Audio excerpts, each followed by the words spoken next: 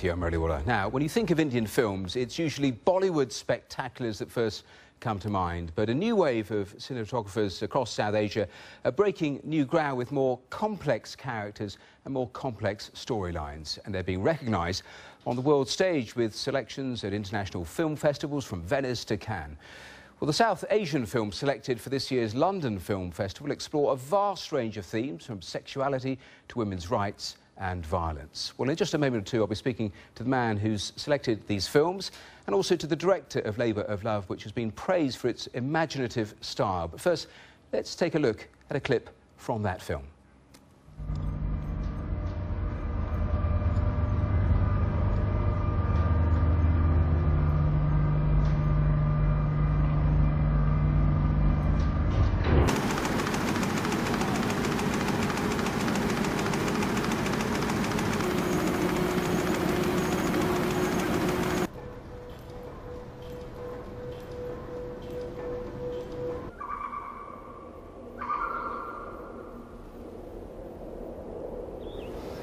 Well, that was Labour of Love, and I'm delighted to say that Aditya Vikram Sengupta, the director of that film, which is in the running for the first feature competition at the BFI London Film Festival, is here, and also the programmer for South Asian films at that festival, Cary Sawhney, is also here with us. Thank you both for coming in. It's fascinating looking through the details of these films. But your film, first of all, just a short clip that we saw. You must be delighted you're nominated, first of all. Tell me a little more about the film itself.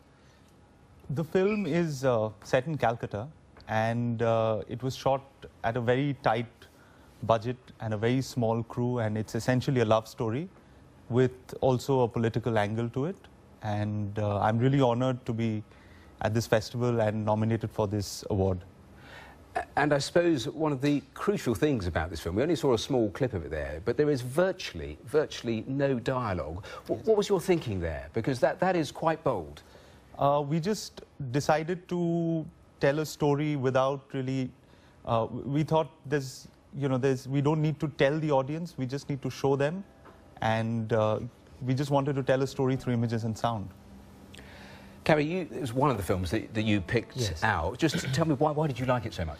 I think stylistically it's very different from Indian cinema. We haven't seen this kind of film for a long time. It's very evocative of great Bengali filmmakers, the filmmakers of Kolkata, or Calcutta as it used to be, filmmakers like Satyajit Ray, and so there's a kind of lyrical quality, a very poetic quality to it, and it has a stillness and a space which I think is very rare in world cinema, let alone Indian cinema, which is very much these days about talking. There's a lot of dialogue in Indian films. How many films did you actually look at before you actually came to the shortlist? Because I said in the introduction, you know, when everyone thinks of Indian cinema, they think of Bollywood, but all of the films that you looked at and chose and shortlisted, they're very different in terms of content, of storylines, of themes, aren't they? I mean, the BFI London Film Festival look at hundreds of films every year. I look at about 82 to 85 films a year for South Asia, and we come down to about 15, and then we pick the final shortlist, and it's only 6 Indian films this year, so it's quite a dramatic cut down. And one of them is Margarita with a Straw. Yes. Again, we'll see a little piece from it, but again, some bold themes and areas being explored here. Yes, it's a young woman with cerebral palsy and who discovers her sexuality while studying in New York. It's a very powerful themed film. A lot about women's rights, about disability, and a whole range of different issues explored in one movie. So it's quite exciting to see that happening, in India, which is not known sometimes for its liberality. But obviously, India is a land of contrast. You get liberal and conservative running side by side, so that's the exciting thing about South Asia, particularly India. And so it's great to see this kind of film, and it's won awards at Toronto. Aditya's film's already won an award at Venice Film Festival. Another film, Court, has also won awards at Venice Film Festival as well. And our other film, Titli, for example, was in certain regard at the Cannes Film Festival in May. And Aditya, going back to your film and the fact that there's not much dialogue, I mean, I assume that puts enormous amount of pressure on how else you film it to actually tell the storyline, the plot, the emotion. How much more difficult does it make filming?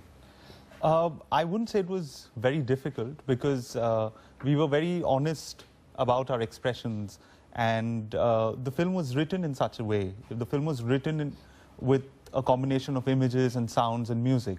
And there was just no need for dialogues. And we didn't force dialogues in the film because, you know, the film didn't want it. And it's been a beautiful process. Now, you used to be an advertising man, am I right? I used to make ad films. I still do. And just tell me, because the recession of 2009 really struck home to you, and yes. you've tried to use and weave in a lot of that into your storylines. Yes. Tell me more about that. So when, in 2009, there was a recession which also hit India, and lots of my friends and family, they lost their jobs. There were people around me who were losing jobs. And, but there were also people who were going about their lives because there was nothing that they could really do about it. And they were waiting for the big ones to solve the problem. And so even in my film, it's essentially about two individuals who are leading their lives with a lot of love and a lot of dignity. And there is an unrest outside, there is a situation outside, and they're hoping for it to get solved as soon as possible. But for now, what the best that they can do is lead their lives with a lot of love. And that's what the film is about. It's a human story. Now, I mentioned Margarita with a Straw a moment or two ago. Let's just have a pause for a second or two and just see a small clip from that film.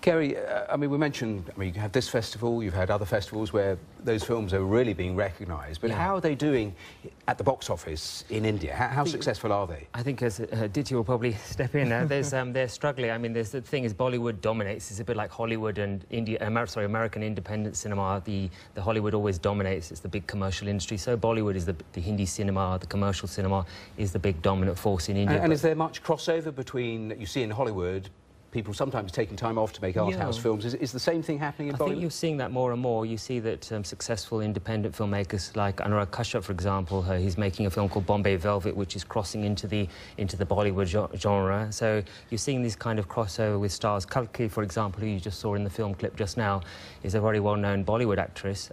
She's crossing into an independent role. So that change is happening, and I think the independent cinema is kind of influencing Bollywood films. Cary, talking about influencing really quickly, because we're almost out of time. What were your influences, the big influences in terms of who you watched, in terms of... I've grown up watching early Indian cinema and a lot of Bengali cinema, including Satyajit Ray and Hrithik Ghatak. And so early Bengali cinema has been like a part of my life, and I'm sure it's there in my film. Well, good luck with the festival.